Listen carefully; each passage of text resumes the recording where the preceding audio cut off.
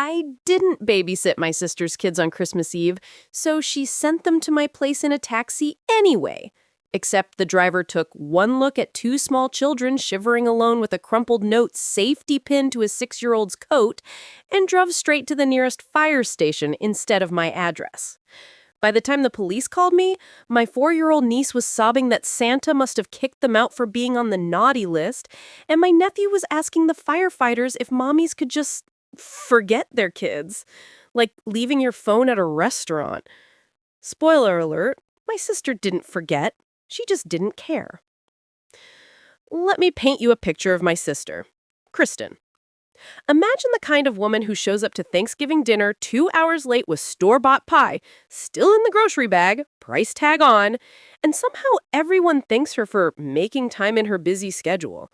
That's Kristen, the golden child, the one who weaponized charm like it was an Olympic sport. Well, I got the participation trophy for being responsible. Growing up, I was the daughter who meal prepped when mom had migraines, who remembered to pick up grandma's prescriptions, who made sure bills got paid on time. Kristen? She was too busy being effortlessly fabulous, homecoming queen, sorority president, the girl everyone wanted to be friends with. And when she messed up, well, that's what little sisters are for. Cleanup crew, free labor, emotional support janitor. When she had Luna and Ben, I thought maybe motherhood would change her. Narrator voice, it did not.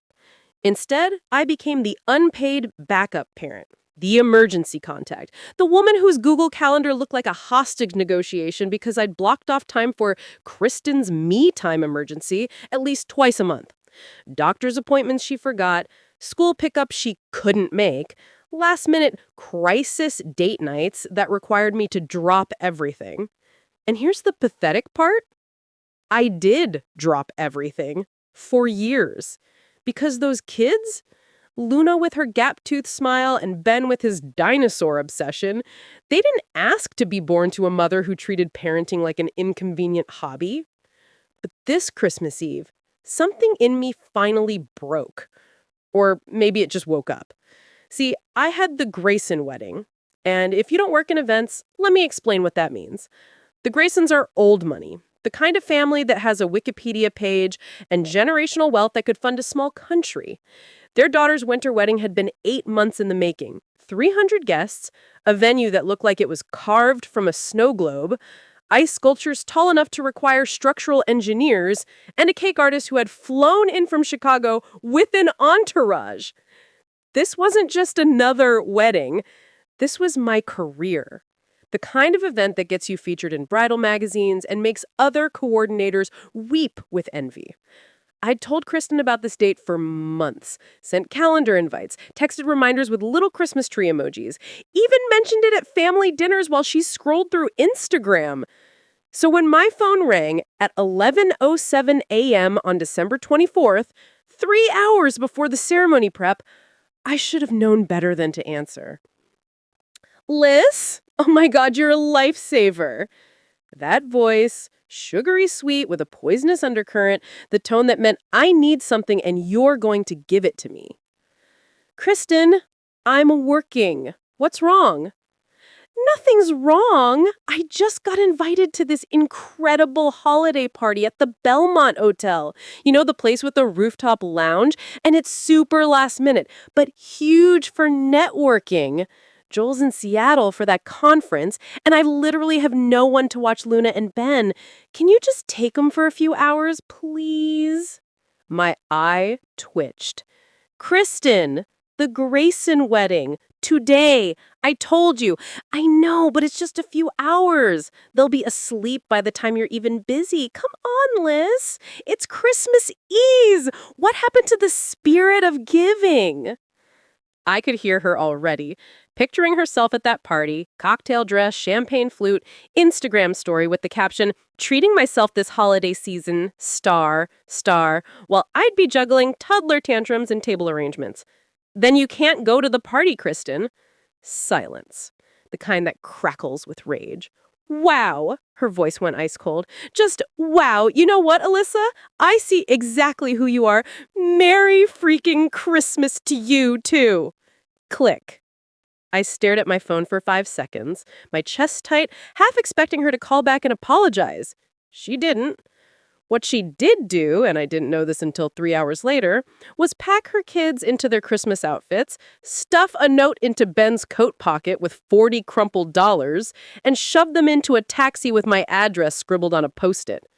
Alone! In 22-degree weather on Christmas Eve. I was elbow deep in a last-minute floral crisis because, of course, the white orchids came in cream, which sounds fine until you realize cream does not photograph like white, when my phone buzzed with an unknown number. This is Alyssa Wood? Yes? Who's this? This is Lieutenant Davidson, Fire Station 19.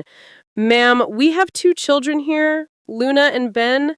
They say you're their aunt. A taxi driver brought them to us about 20 minutes ago.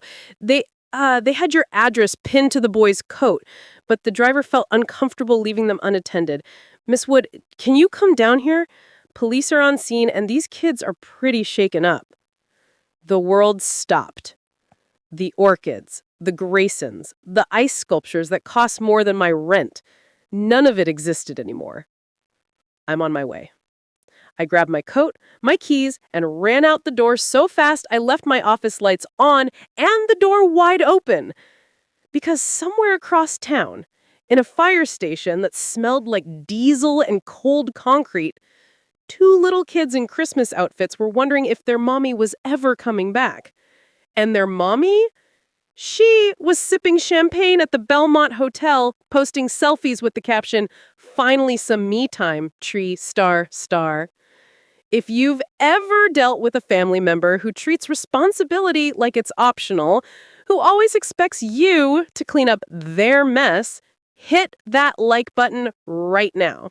And subscribe because, trust me, Kristen's entitlement is just getting started, and you're going to want to see how this plays out.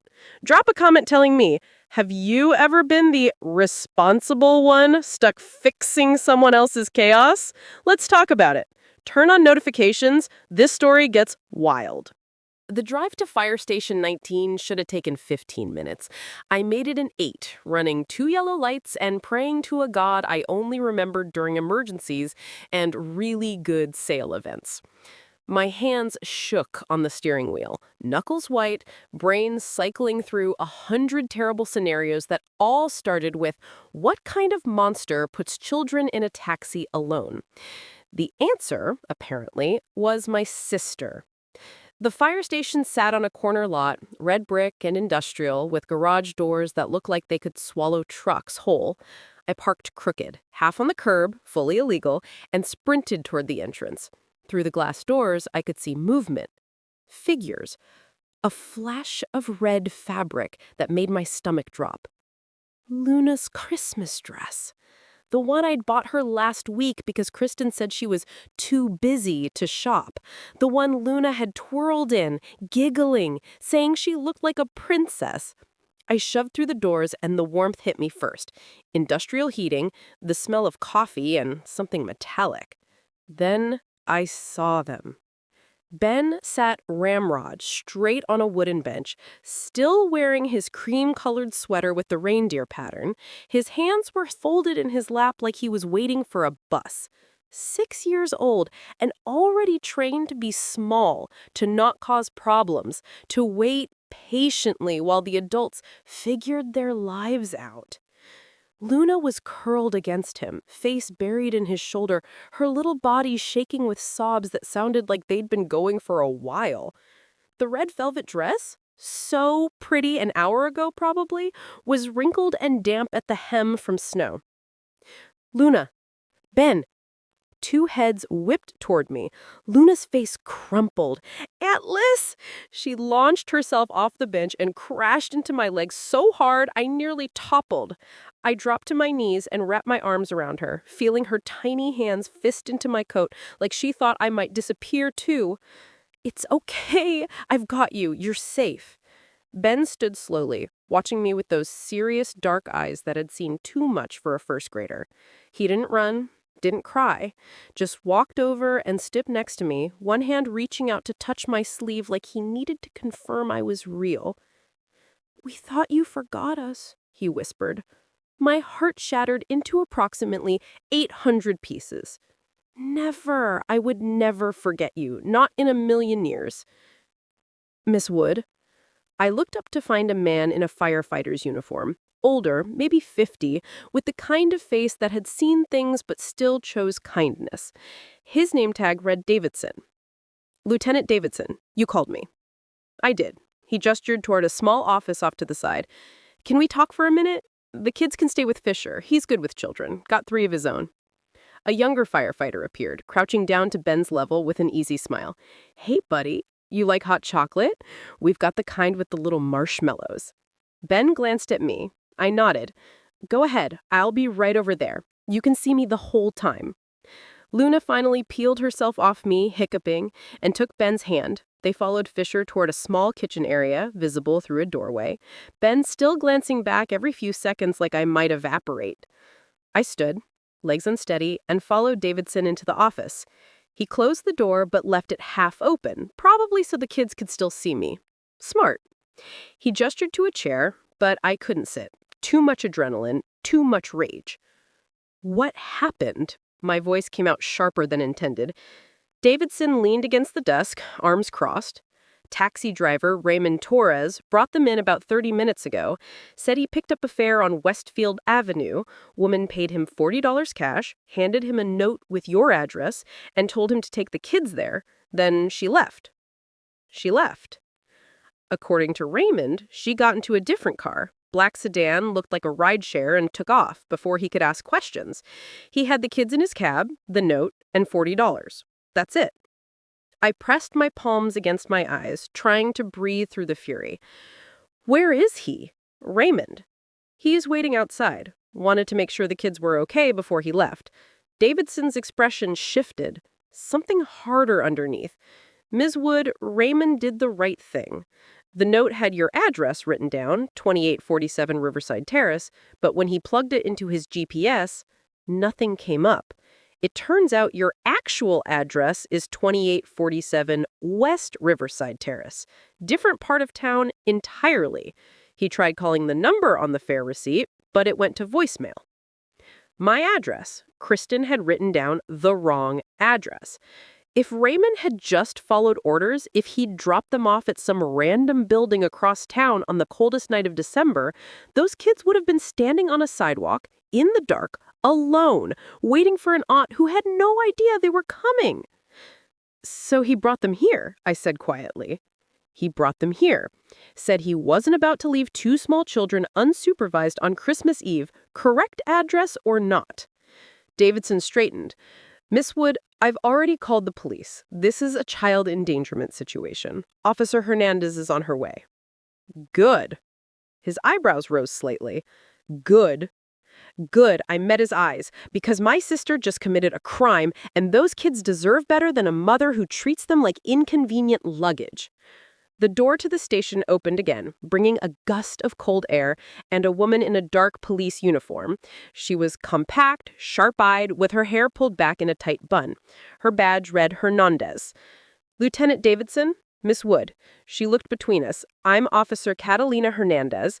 I need to ask you both some questions." I glanced through the doorway at Luna and Ben. They were sitting at a small table now, hands wrapped around mugs of hot chocolate, marshmallows bobbing on the surface. Ben was talking quietly to Fisher, and Luna was trying to smile.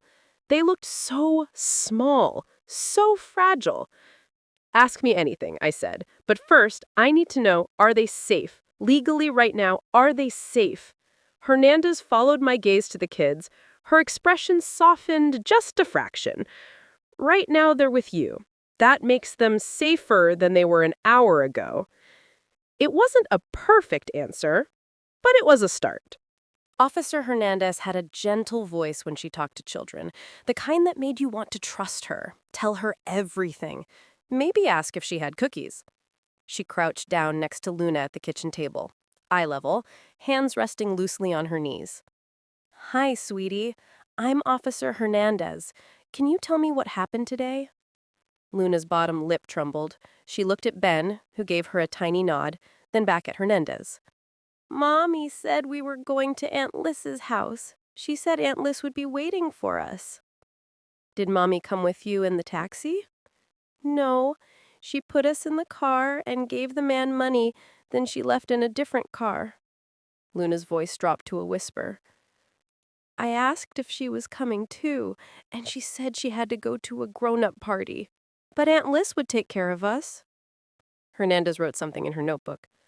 And did your mommy call Aunt Lys to tell her you were coming? Luna shook her head. Ben spoke up, his voice flat. She doesn't call. She just does things. The kid was 6. 6! And he already had his mother's number. Hernandez turned to Ben. I saw you had a note pinned to your coat. Can I see it?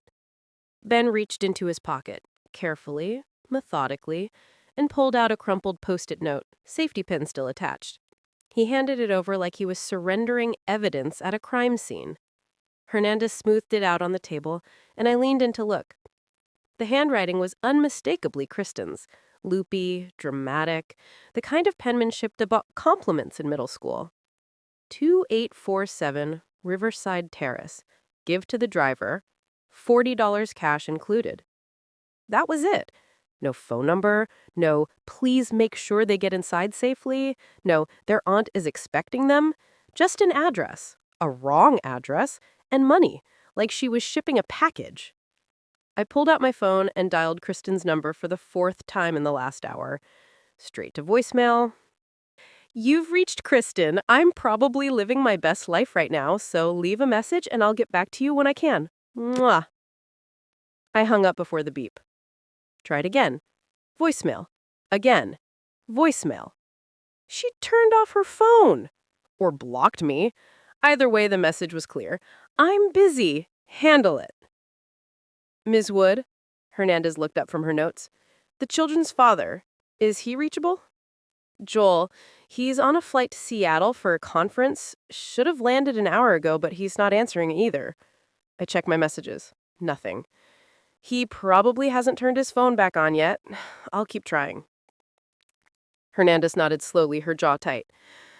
Okay, here's where we are. This is child endangerment. Sending minors unaccompanied in a hired vehicle, providing incorrect address information, no communication with the receiving party. It checks every box. I'm filing a report tonight, and Child Protective Services will be notified. Good, I said again, and I meant it. Luna started crying again, soft and hiccuping. Are we in trouble? I moved to her immediately, kneeling beside her chair. No, baby, you didn't do anything wrong, not one single thing.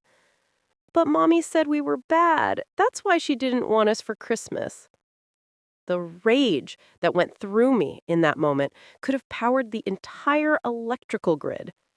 Hernandez caught my eye, gave me a look that said, keep it together. And I did. Barely. Your mommy made a mistake. A big one. But that's her mistake, not yours. You and Ben are perfect exactly the way you are. Ben's hand found mine. His fingers were cold. Hernandez stood. Ms. Wood, I'm going to need formal statements, but that can wait till tomorrow. Right now, these kids need stability. Can you take them home? Yes, absolutely. Good. I'll follow up in the morning. She handed me her card. If the mother contacts you, let me know immediately. Don't engage beyond what's necessary. I pocketed the card and looked at the kids. Are you ready to come to my place? We can watch movies, make popcorn, maybe build a blanket fort if you're up for it. Luna's face brightened just a fraction. A blanket fort? The biggest one you've ever seen. On the drive home, I called my assistant, Becca. Poor Becca, who'd been texting me increasingly panicked updates about the Grayson wedding for the past 2 hours. Alyssa, thank God. The Graysons are asking about the timeline for... Becca, I need you to handle the walkthrough. Silence. Then, handle the... Alyssa, this is the Grayson wedding. You've been planning this for 8 months. They specifically requested. I know, and I'm sorry, but I have a family emergency, and I can't be there. You know the plan better than anyone. You've got this. Another pause. I could practically hear her recalculating her entire evening. Oh, okay. Okay. I've got this. Is everything... Are you okay? I glanced in the rearview mirror. Luna had fallen asleep against Ben's shoulder. Ben was staring out the window, expression unreadable. I will be. Just... Thank you, Becca. I owe you. You owe me a raise and a month of vacation. Done. After I hung up, I tried my mother, Patricia Wood, matriarch of dysfunction, enabler-in-chief. The phone rang 4 times before she picked up. Alyssa, it's Christmas Eve. Can this wait? No, Mom, it can't. Kristen put Luna and Ben in a taxi alone and sent them to my apartment, except she wrote down the wrong address, so the driver took them to a fire station instead. The police are involved. I expected shock, horror, maternal concern. What I got was a sigh. Well, Alyssa, you did refuse to babysit. What was she supposed to do? Miss the party? She's been looking forward to that for weeks. My foot hit the brake harder than necessary at a red light. What was she supposed to do? How about not send her children alone in a car on Christmas Eve? You're being dramatic. The driver got them to safety, didn't he? Everything worked out. Everything worked out? Mom said Luna thought she was being punished. She thinks her mother abandoned her for being bad. Oh, please. Kids are resilient. They'll forget about this by tomorrow. Her voice sharpened. What I'm concerned about is you making this into some big thing. Kristen needed a break. She's been under a lot of stress. She's under stress? She's under stress? Don't take that tone with me. You know how hard she works. And you could have just said yes this morning. Then none of this would have happened. The light turned green. I didn't move. Someone honked behind me. So this is my fault. I'm saying you could have been more flexible. Family helps family. That's what we do. Family doesn't ship their kids like Amazon packages. Well, maybe if you had children of your own, you'd understand how overwhelming it can be. There it was. The dagger. Perfectly placed. I hung up without another word. In the back seat, Ben spoke quietly. Is Grandma mad at you? I looked at him in the mirror. This kid. This impossibly perceptive, too grown-up kid. Grandma is mad at the wrong person, buddy. She's always mad at the wrong person, Ben said, and went back to watching the snowfall outside. He was 6 years old, and he already knew exactly who his family was. Christmas morning started with pancakes shaped like snowmen, and Luna asking if Santa had forgotten them because they weren't home. I told her Santa was magic and definitely knew where to find good kids, no matter where they slept. She seemed satisfied with that answer, though Ben gave me a look that said he'd stopped believing in Santa approximately 2 Christmases ago, but appreciated the effort. My phone buzzed at 6:47 a.m. Joel. Finally. Alyssa, what the hell happened? I just landed back in Seattle, and I have 17 messages from you, and the police are calling me, and... Joel, breathe. I moved into the kitchen, away from where the kids were watching a Pixar movie in their borrowed pajamas. Mine, obviously, too big, sleeves rolled up about 40 times. Kristen put Luna and Ben in a taxi yesterday, alone. Gave the driver the wrong address. They ended up at a fire station. Police are involved. The silence on the other end was the kind that precedes volcanic eruptions. She did what? I gave him the full story. The party, my refusal, the taxi, the wrong address, Raymond Torres, the driver, who'd had more sense than my sister, Officer Hernandez, the note pinned to Ben's coat like he was luggage. I'm getting on the next flight back, Joel said, his voice shaking. I can't even, where are they now? With me. They're safe. We made a blanket fort. ate our weight in popcorn. They're okay, Joel. Thank God you were there. Thank God. A pause. Where the hell is Kristen? Great question. Haven't heard from her since yesterday morning. As if summoned by the mere mention of her name, my phone lit up with an incoming call. Kristen. I put Joel on hold and answered.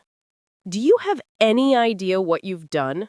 No hello. No, are my children alive?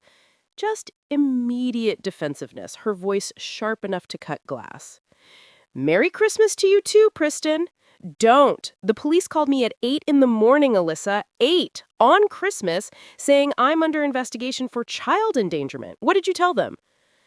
I counted to 3, made it to 2. I told them that you put your kids in a taxi with the wrong address and disappeared. The driver was supposed to take them to your door. I gave him the address. How is it my fault he screwed up? You gave him 2847 Riverside. My address is 2847 West Riverside.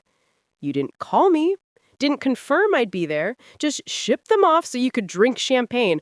Oh my God, you're acting like I threw them into traffic. They were fine. A taxi is perfectly safe. They're 4 and 6.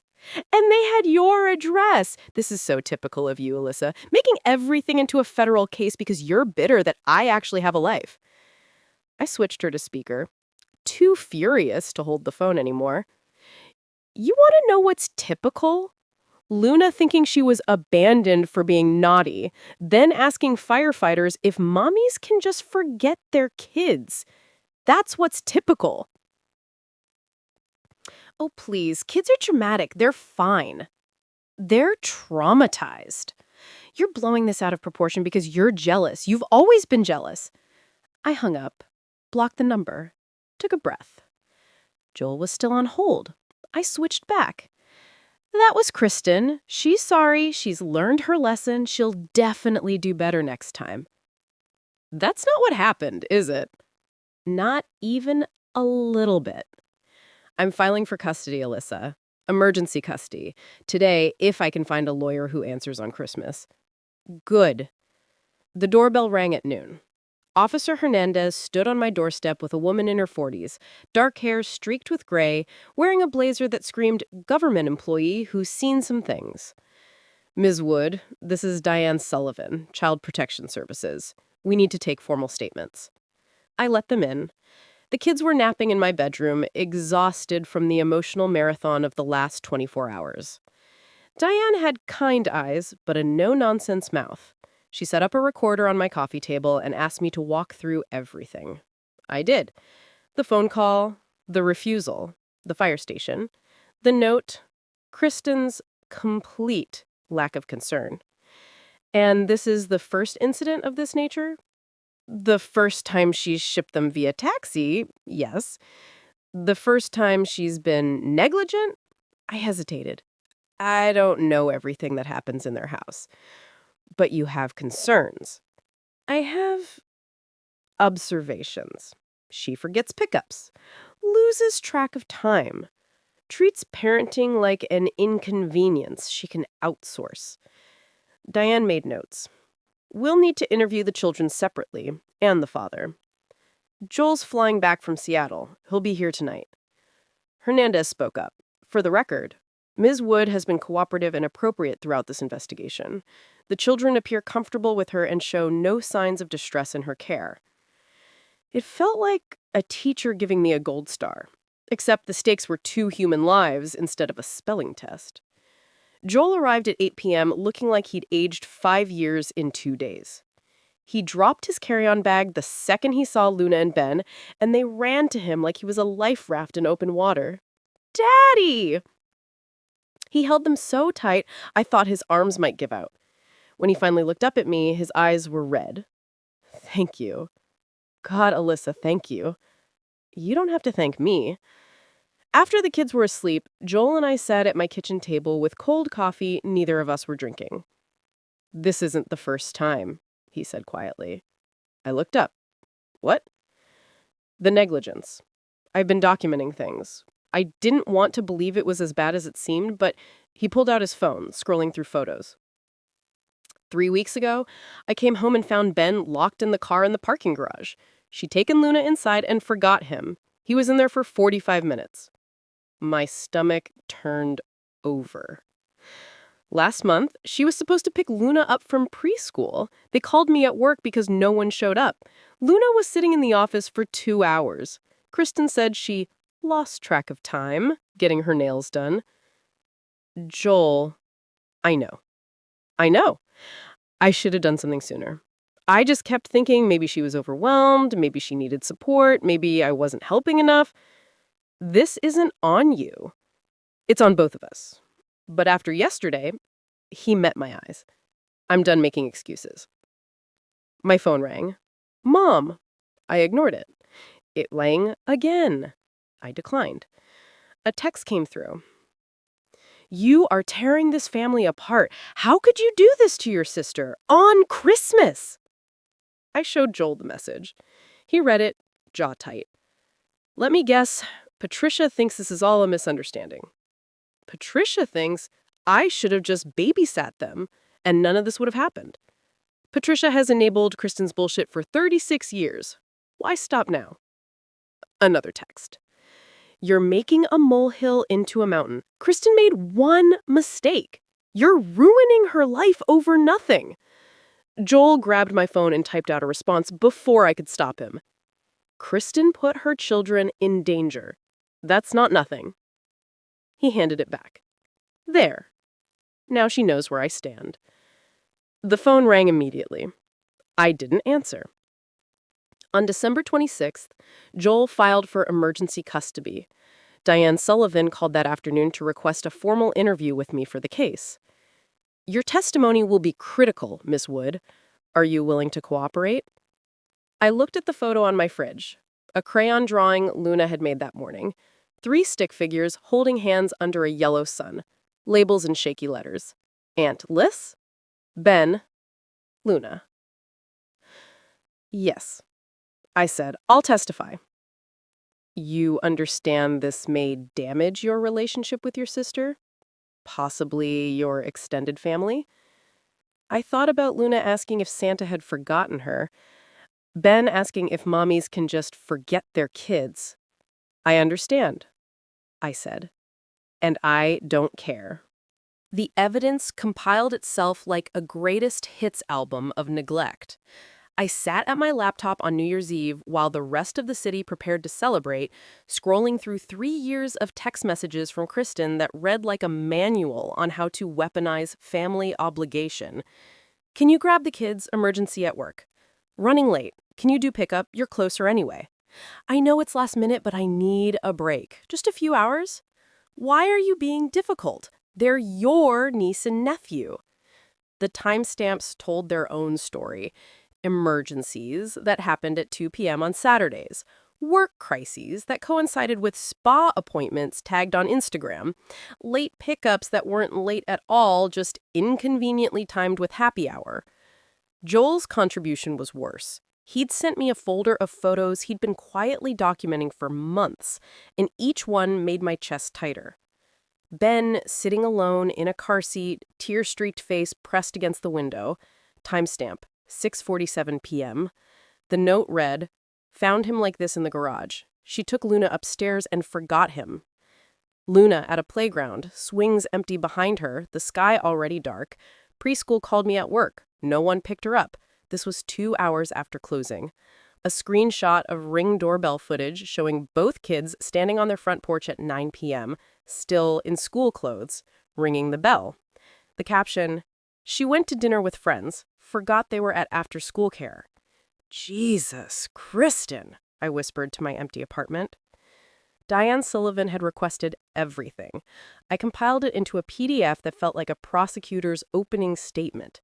The state versus maternal negligence. Sent it off at 11:43 p.m. while somewhere across town, Kristen was probably counting down to midnight with a champagne flute and zero self-awareness. The preliminary hearing happened on January 8th in a courthouse that smelled like floor polish and broken families. Joel's lawyer, a sharp-eyed woman named Andrea Vance, had prepped me the day before.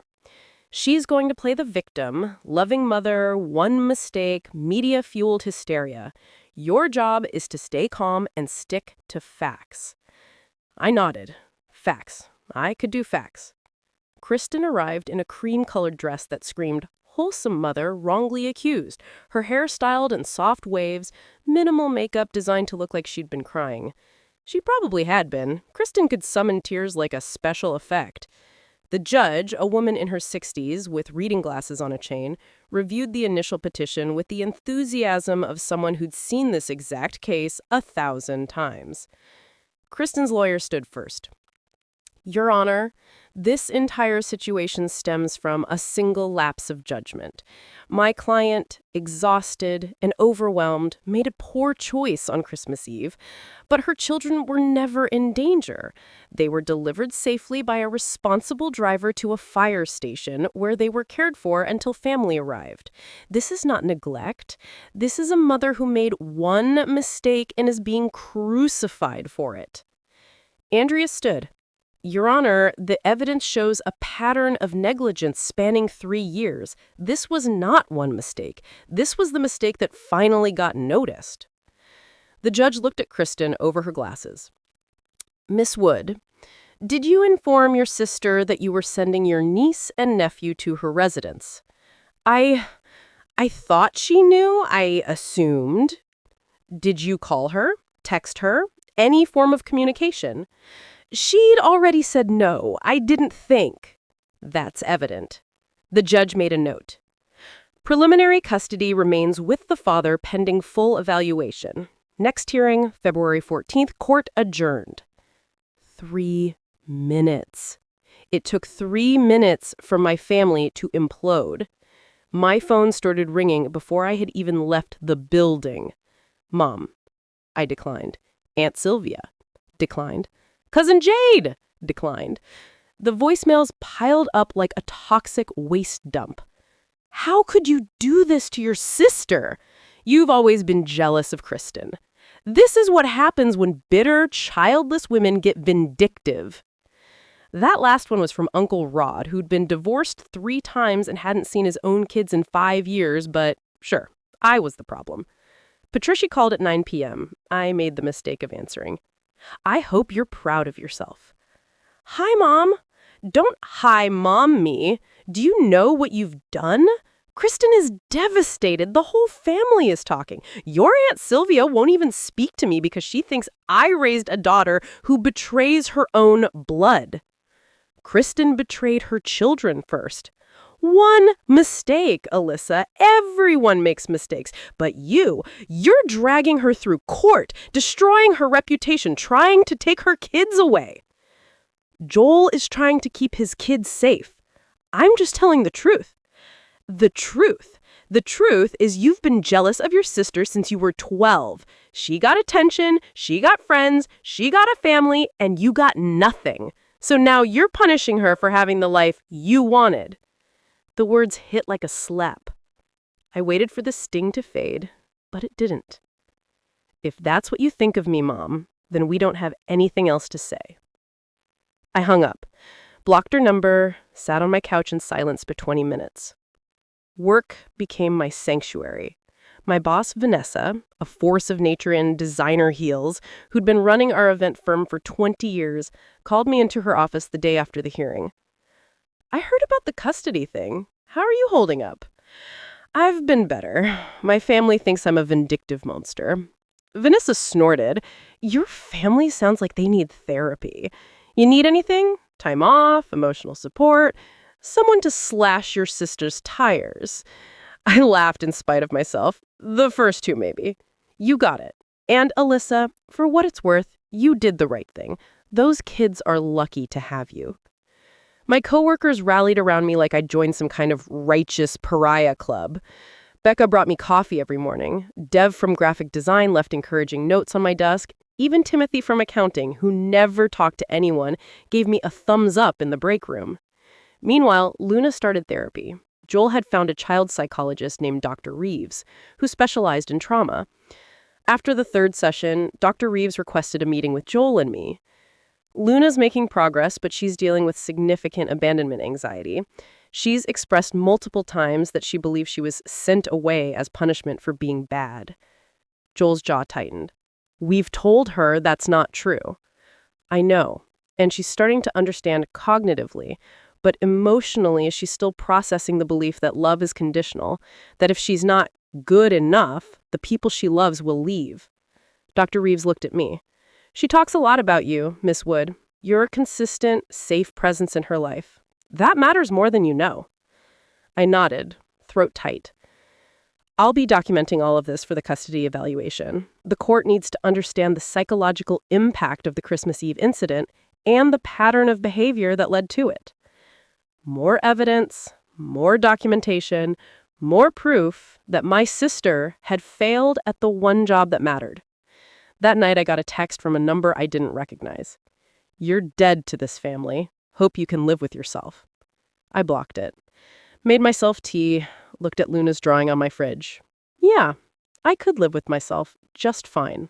The courtroom on February 14th was packed like a particularly dysfunctional wedding. Kristen had rallied the troops, Aunt Sylvia, Uncle Rod, Cousin Jade, and at least a dozen other relatives who'd probably never spent more than 5 minutes alone with Luna and Ben, but suddenly had very strong opinions about their welfare. Patricia sat front row center, dressed in black like she was attending a funeral. Mine, presumably. She caught my eye as I walked in, and her expression could have curdled milk. I sat behind Joel and Andrea Vance, trying to ignore the laser beam glares drilling into the back of my head. Vanessa had offered to come for moral support, but I declined. This felt too personal, too raw to have witnesses from my real life watching my family perform their greatest dysfunction hits. Judge Margaret Ferguson entered, same woman from the preliminary hearing, still radiating the energy of someone who'd seen every flavor of family nightmare and was profoundly unimpressed by all of them. Kristen's lawyer, a silver-haired man named Garrison Webb, who looked like he charged by the syllable, stood first. His opening statement was a masterclass in manipulation. Your Honor, we're here today because of a tragic misunderstanding that's been weaponized by a bitter, jealous woman who spent her entire life in her sister's shadow. He gestured toward me like I was Exhibit A in the Museum of Terrible People. Alyssa Wood has no children of her own, Your Honor. She's built her entire identity around being the responsible one, and when her sister finally set a boundary, finally said, I need this one thing for myself, Ms. Wood saw an opportunity to punish her. I kept my face neutral. Andrea had warned me about this. My client made one error of judgment on one of the most stressful nights of the year. She trusted a professional driver, provided clear instructions, and ensured her children would be cared for by family. The fact that the driver went to a fire station instead of the correct address is not my client's fault.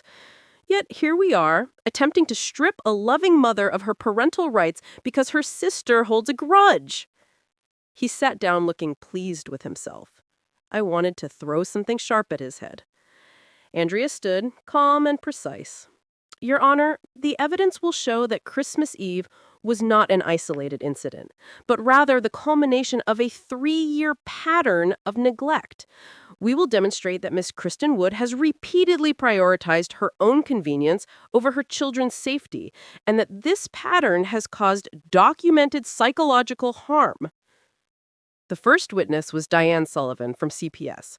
She walked through her investigation with clinical efficiency. The initial report, the home visits, the interviews with Joel, the kids, the firefighters, everything painted the same picture. A mother who treated her children like optional accessories. Then came Raymond Torres, the taxi driver. He was nervous, fidgeting with his wedding ring, but his testimony was devastating.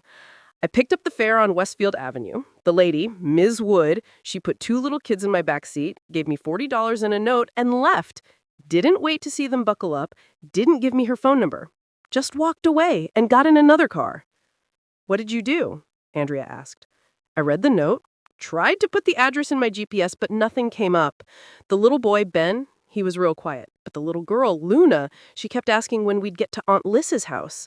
I asked if they had a phone to call their aunt. They didn't. They're 4 and 6 years old, ma'am, in winter coats that looked too thin on Christmas Eve, and their mama just left them with a stranger.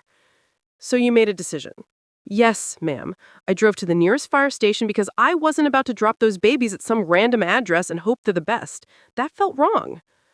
Kristen's lawyer cross-examined him, trying to suggest Raymond had overreacted. But the man held firm. I got 3 kids of my own. I know what neglect looks like. Patricia made a disgusted noise. Judge Ferguson's head swiveled toward her. Ma'am, another outburst and you'll be removed. My mother pressed her lips together, vibrating with contained fury. Dr. Reeves took the stand next, and the temperature in the room shifted. She spoke about Luna's nightmares, waking up screaming that she was being sent away, about Ben's hypervigilance, his inability to relax unless he knew exactly where both parents were, about the recurring theme in Luna's therapy, I have to be good or mommy won't want me. In my professional opinion, Dr. Reeves said, these children have experienced psychological trauma directly resulting from chronic inconsistency and the acute abandonment event on Christmas Eve. Luna genuinely believed she was being punished. That belief has created attachment wounds that will require years of therapeutic intervention. Kristen was crying now, elegant, photogenic tears that probably worked on every man she'd ever dated. They weren't working on Judge Ferguson. Then it was my turn. I walked to the stand feeling like I was heading for execution. Patricia's glare intensified. Kristen looked at me with something between betrayal and pure hatred. Andrea started gently. Miss Wood, how would you describe your relationship with your niece and nephew? I love them. I've been in their lives since they were born. I'm the emergency contact for their school. And how often do you provide childcare? At least twice a month, sometimes more, depending on what Kristen needs. Needs or wants? I hesitated. Wants, mostly. Spa days, parties, girls' weekends. Garrison Webb stood for cross-examination, circling like a shark. Miss Wood, isn't it true that you've resented your sister for years? No. You don't resent that she has children, and you don't. I don't resent the children. I resent that she treats them like inconveniences. One mistake, Ms. Wood. She made one mistake and you've turned it into a crusade. Isn't this really about punishing your sister for having the life you want? I looked him dead in the eye. This is about protecting 2 kids who deserved better than being shipped across town like packages because her mother wanted to drink champagne. The courtroom went silent. Andrea introduced the physical evidence next, the taxi receipt, Raymond's statement, and finally, Ben's coat with the Post-it note still safety pinned to the collar. She held it up and I watched several jurors, wait, no, this wasn't a jury trial, but several relatives in the galleries shift uncomfortably. Judge Ferguson leaned forward. Miss Kristen Wood, I'd like to ask you directly, why didn't you call your sister before sending your children? Kristen dabbed at her eyes. I thought she'd understand. Family helps family. But she'd explicitly told you she was unavailable, correct? Yes, but so why didn't you call to confirm she'd changed her mind? The courtroom held its breath. Kristen's composure cracked. Because I knew she'd say no and I really wanted to go to that party. Dead silence. Judge Ferguson removed her glasses. You sent your 4-year-old and 6-year-old alone in a taxi on Christmas Eve in freezing temperatures with incorrect address information because you wanted to attend a party? It wasn't like that. That's exactly what it was like. The judge put her glasses back on. Primary custody is awarded to Joel Wood. Supervised visitation for the mother, 2 hours weekly, pending completion of parenting classes and psychological evaluation. Miss Alyssa Wood is approved as emergency guardian. Court adjourned. The gavel came down like thunder. Behind me, Patricia started yelling, "This is outrageous! You're destroying this family!" Security moved toward her. I grabbed my bag and walked out without looking back. In the hallway, Joel caught up to me, eyes red. Thank you. God, Alyssa, thank you. I don't have to thank you. Yeah, I really do. From inside the courtroom, I could hear Patricia still yelling, Kristen sobbing, relatives arguing. But out here in the quiet hallway, it felt like we could finally breathe.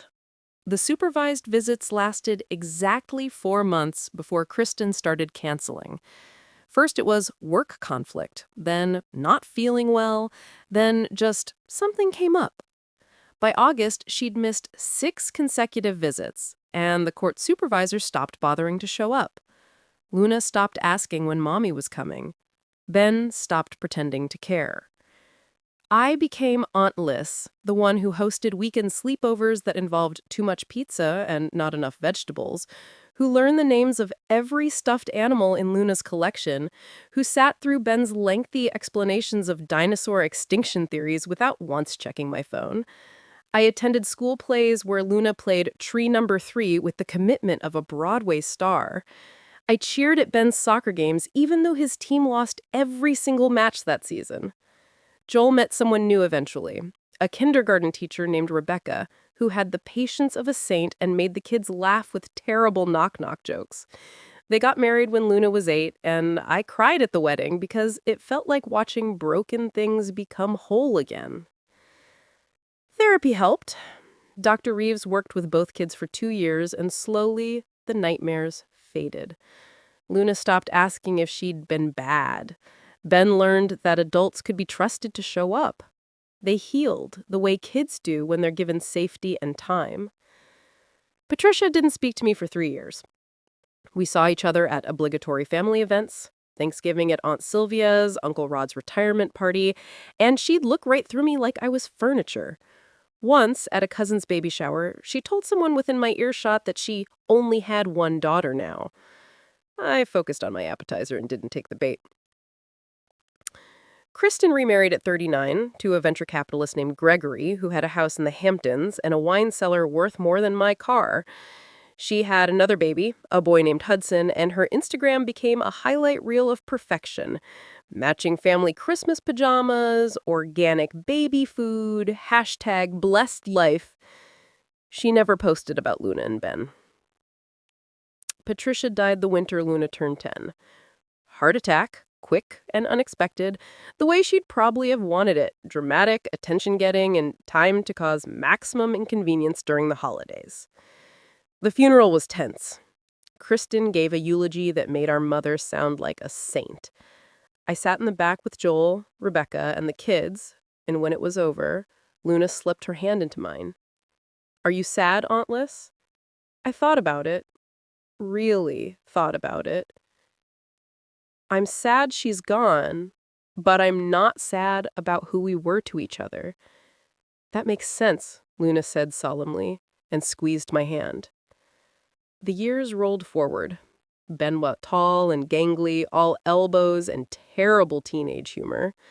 Luna discovered theater and never stopped talking.